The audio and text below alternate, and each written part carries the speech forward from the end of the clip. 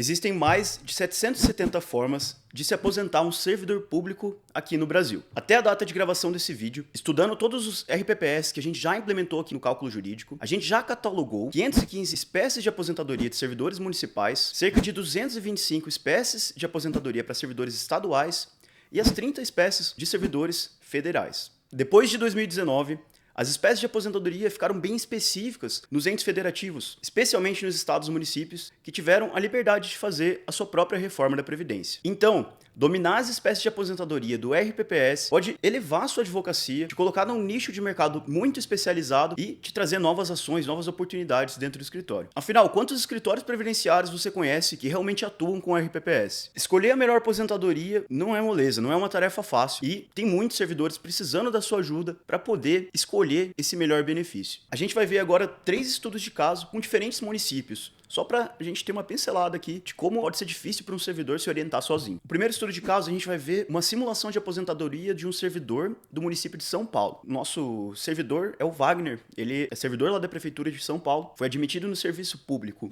em 12 de 1 de 2005, ele também contribuiu para o INSS entre 25 de 10 de 1987 até 30 de 11 de 2003. E ele já verbou esse tempo do INSS no RPPS por meio de uma CTC, uma certidão de tempo de contribuição. Ele acreditava que estava perto de se aposentar, então procurou orientação jurídica, buscou uma consulta para ter essa resposta, se ele já estava próximo de se aposentar ou não. Vamos ver então os dados dele, né? Quanto tempo de contribuição ele já tinha, qual era a idade dele, e a gente já vai para a tela para poder entender, né, qual que era a aposentadoria que estava mais próxima dele. Em 5 de junho, então, de 2024, ele tinha 35 anos, 6 meses e 4 dias de tempo de contribuição e 59 anos e 3 meses de idade. Esses são os dados básicos que a gente precisa ter para analisar uma aposentadoria, mas envolve muito mais, tem muito mais detalhes, muito mais requisitos para a gente chegar numa espécie de aposentadoria. E já, né, dando uma prévia aqui, a data prevista para ele se aposentar é 14 de 8 de 2025. E vamos ver agora, então, lá no programa como que a gente chegou nessa conclusão. Aqui no programa, então, eu já alimentei os períodos de contribuição e o salário de contribuição que o Wagner teve durante todo o histórico previdenciário dele. E agora a gente já vai dar uma olhadinha na conclusão, então, né, nesse resultado, quais espécies de aposentadoria ele vai ter direito. E na data, então, que a gente fez esse atendimento, ele ainda não tinha direito de se aposentar. Então a gente vai dar, então, uma prévia para ele, né, uma data prevista para se aposentar. Olhando aqui no cálculo jurídico, a gente vê que a regra mais relevante para ele provavelmente vai ser a aposentadoria na regra de transição com pedágio. Como a gente consegue ver aqui nas configurações iniciais, o Wagner ingressou no serviço público em 12 de 1 de 2005. A gente vê isso também aqui, né, na própria verificação aqui, né, dos requisitos da aposentadoria. O Wagner já não vai ter direito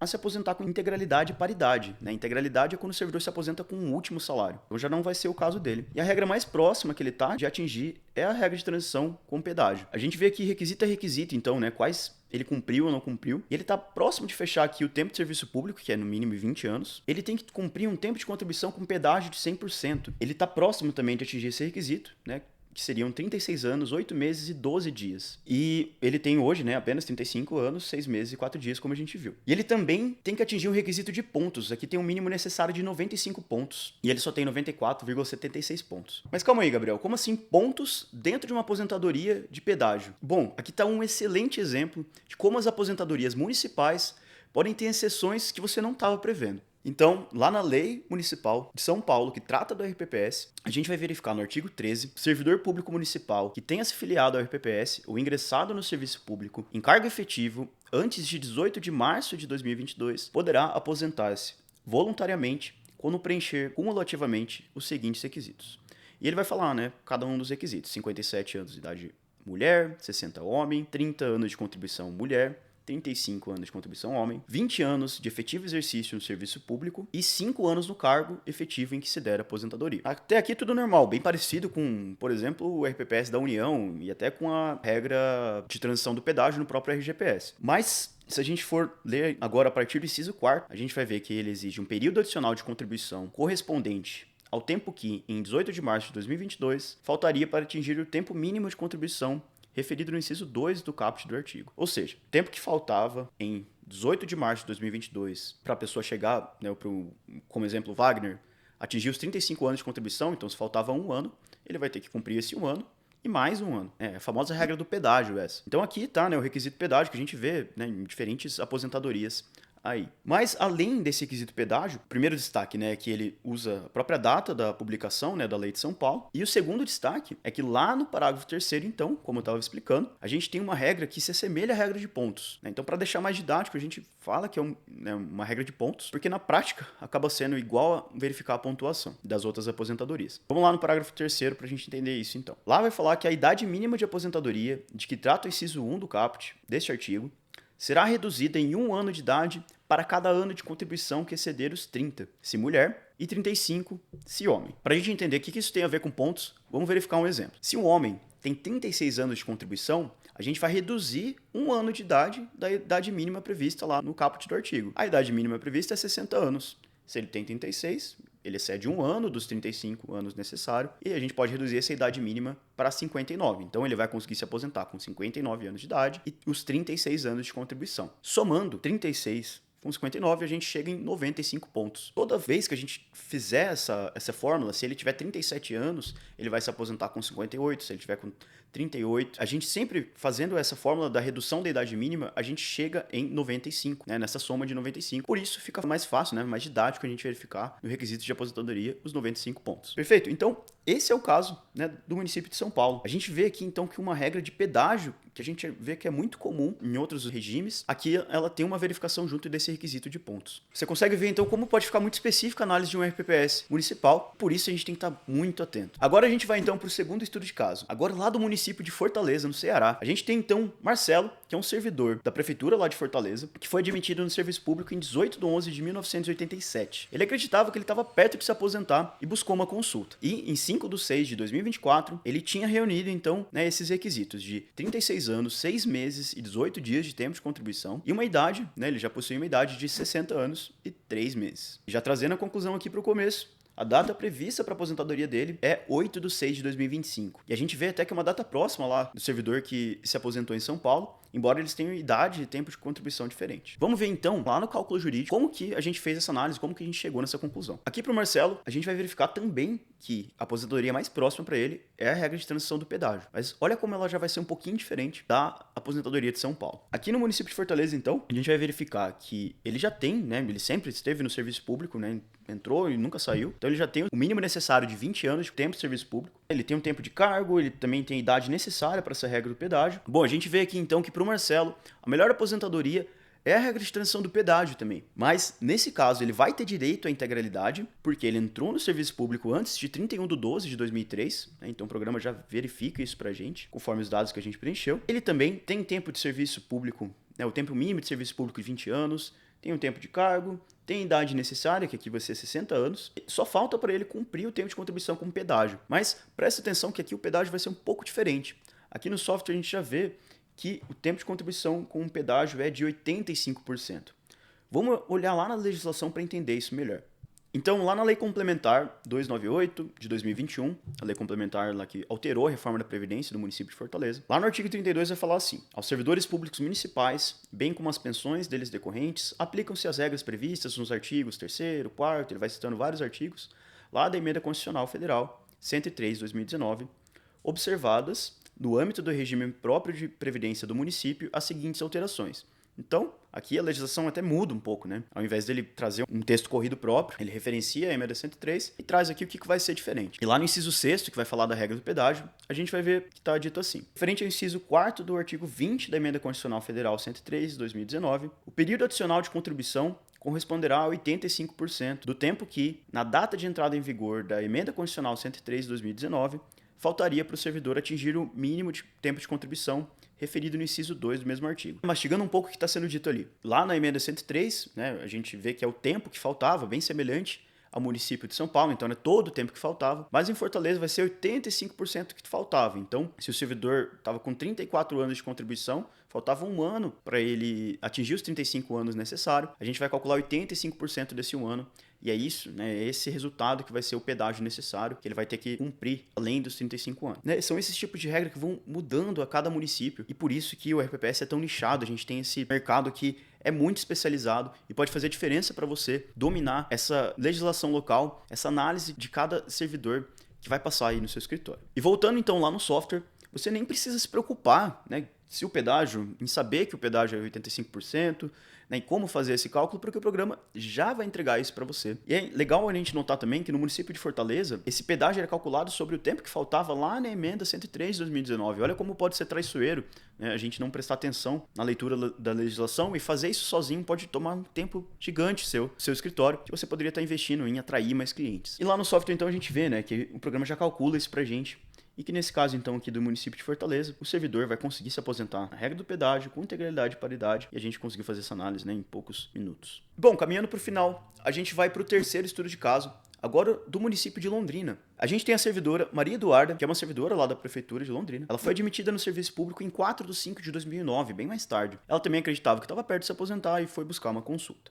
Em 5/6/2024, então, ela tinha tempo de contribuição de 29 anos, 1 mês e 28 dias, e uma idade de 56 anos e 20 dias. E a data prevista para ela se aposentar era 30/8/2030. É bem mais longe dos outros casos e a gente vai entender o porquê. Bom, então agora a gente vai olhar lá no cálculo jurídico como vai ficar a aposentadoria da Maria e por que ela vai se aposentar só lá em 2030. Fazendo o cálculo aqui no programa, aqui no cálculo jurídico, a gente consegue ver que a primeira regra que aparece para ela já é a aposentadoria na regra pós-reforma, as regras já depois, né, da reforma local. Mas por que será que, né, essa aposentadoria apareceu primeiro? Será que ela não tem uma regra de transição que é melhor para ela? A gente vai verificar isso juntos. Analisando aqui, então, a Maria já tinha o tempo de serviço público, né, nessa primeira regra necessário de 10 anos, então, né, o tempo de serviço público na regra pós-reforma ele é até menor. Tinha o tempo de cargo de 5 anos. A idade, ela ainda precisa atingir a idade necessária de 62 anos. Então, é esse requisito que falta.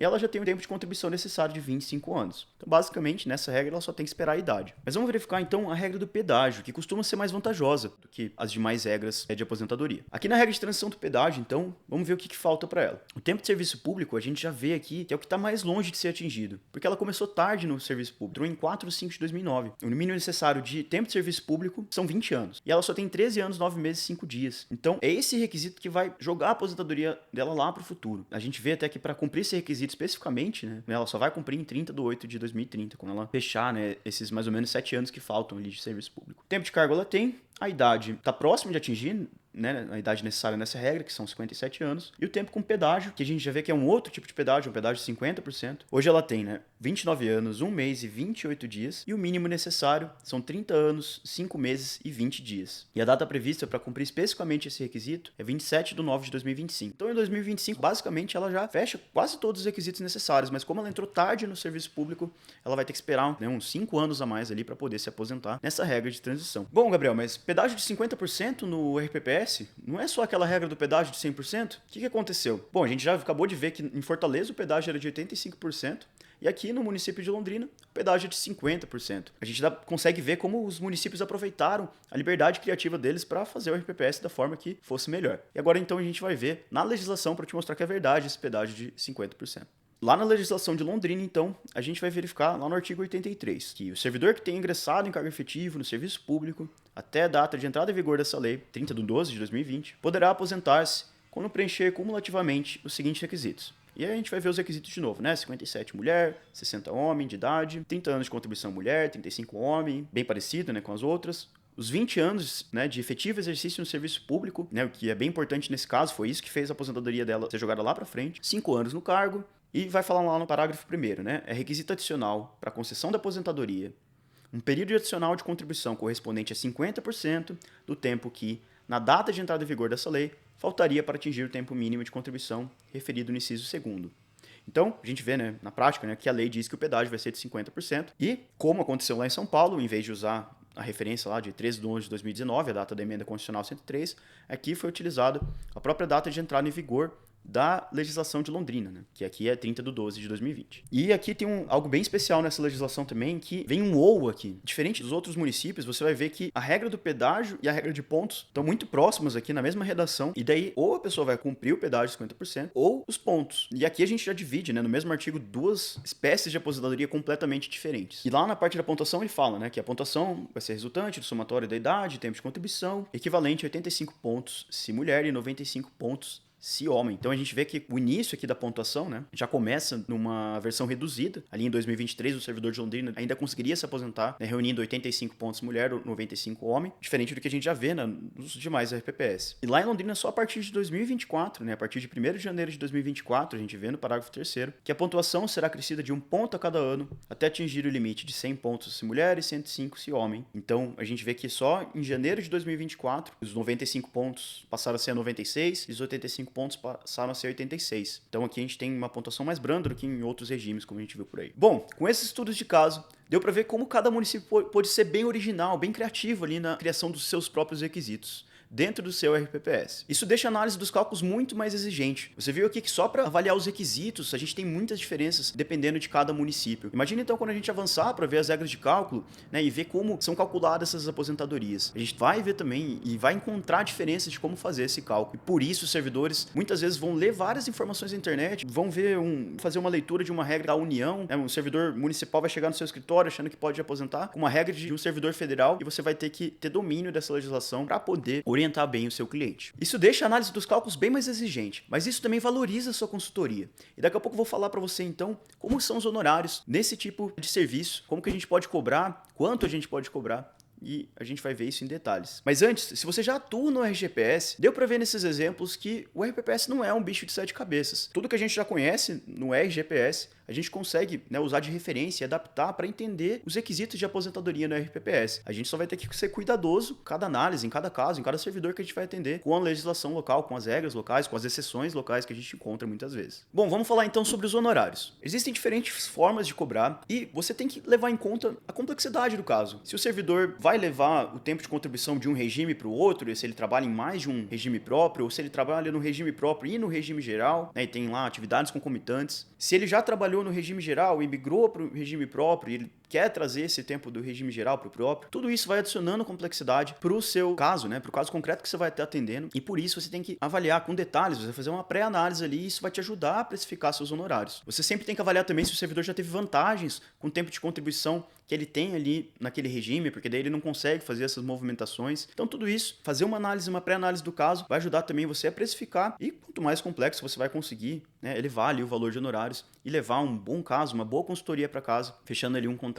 que vai movimentar ali o caixa do seu escritório. Tudo isso que eu falei pode ser entregue em 3 diferentes serviços: o serviço de consulta, um serviço de análise e um serviço de planejamento previdenciário. Essa é uma forma de dividir um pouco, né, como você pode fazer essas entregas. E agora então eu vou esclarecer qual é esse serviço, né, qual é o objetivo dele e quanto você pode cobrar em cada caso. Bom, para o primeiro serviço de consulta, a gente vê que o objetivo é esclarecer dúvidas do cliente e ele exige já uma faixa de valores de honorários, valor de consulta maior, né, do que muitas vezes a gente encontra por aí. A gente pode elevar esse valor de consulta porque as dúvidas de RPPS são muito específicas, a gente tem que ter domínio de uma legislação muito local para poder entregar isso para o cliente. A gente vai ver no mercado então uma faixa entre 400 até 800 reais de valor de consulta, para que você tire as dúvidas do cliente, deixe ele seguro, deixe ele confortável e trazendo, né, esses requisitos tão específicos do RPPS, né, e o que permite então que a gente leve um pouco esse valor de consulta, né, em comparação a outros valores de consulta no mercado. A gente tem também o serviço de análise, então a gente vai poder já fazer uma análise do caso, a gente vai ter uma primeira entrega ali, além de tirar uma dúvida específica, a gente já vai ter a entrega de um relatório, de um parecer, e a gente já pode colocar alguns cálculos nessa entrega, como um cálculo de tempo de contribuição, como os cálculos que a gente viu hoje, e também uma data prevista para se aposentar, para o cliente já ter uma ideia, né, uma noção, esse servidor ter uma expectativa de quando ele vai se aposentar. E para esse tipo de serviço a gente pode ver essa faixa entre R$1.000 a R$2.000, a depender ali do caso concreto, né, a depender daqueles elementos que eu trouxe para você. E por fim, a gente tem um serviço de planejamento previdenciário, que é a menina dos olhos de muitos advogados que estão na área previdenciária, porque é um serviço que a gente pode cobrar mais caro e é um serviço que a gente tem uma entrega muito maior. A gente já vai trazer um parecer com orientações jurídicas, ajudar o cliente a escolher a aposentadoria, né, a melhor aposentadoria para ele, e junto a essas orientações a gente vai trazer mais cálculos mais complexos, trazendo estimativa ali dos proventos, de quanto que ele vai receber e também criando múltiplos cenários e movimentando ali o tempo de contribuição que o servidor tem entre diferentes regimes. E para esse serviço a gente pode usar uma faixa ali entre R$2.000 até R$4.000, a depender da complexidade do seu caso. Eu trouxe também algumas referências de tabelas de honorários divulgadas pela OAB. Eu trouxe aqui o exemplo da OAB de São Paulo e da OAB de Goiás, que tem a previsão específica, né, de planejamento previdenciário. Trouxe essas duas de exemplo, existem outras também. E a gente vê, né, essa faixa de valores entre R$2.000 a R$3.000 ali para fazer uma retificação, para regularizar um recolhimento e para entregar um cálculo, um planejamento previdenciário lá em São Paulo. E em Goiás, a gente vê essa faixa. Começa ali em R$400, uma análise que começa em R$1.000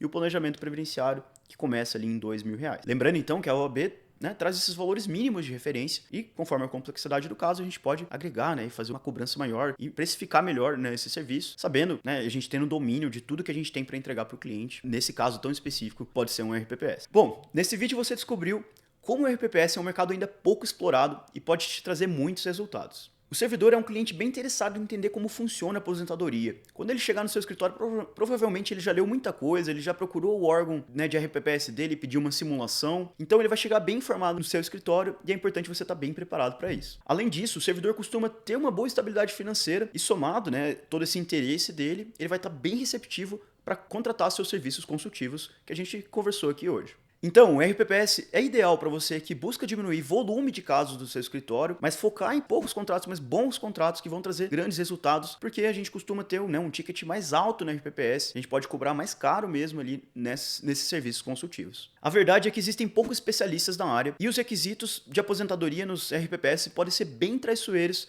para quem não domina a legislação local. E como você pôde ver hoje, o CJ te prepara e poupa seu tempo para fazer essas análises e te ajuda a dar uma boa orientação para o seu cliente, entregar um parecer completo, com uma orientação que vai deixar ele muito feliz e provavelmente ele vai querer voltar no seu escritório para buscar outras ações relacionadas ao RPPS e até de outros casos.